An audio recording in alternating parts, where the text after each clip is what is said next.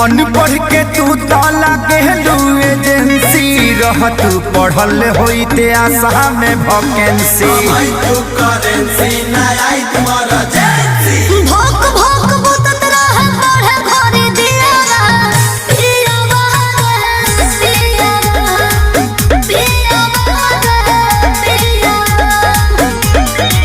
तो गलती भइल तो से शादी कके का पैनी ई का कइनी बेच कापे किताब भोजा खा गइली राजा नहीं हर में ए राजा नहीं हर में कोनो चाबा गइली राजा नहीं हर में कोनो चाबा गइली। बाप रे बाप लागत कि अब हम डिप्रेशन में चल जाए।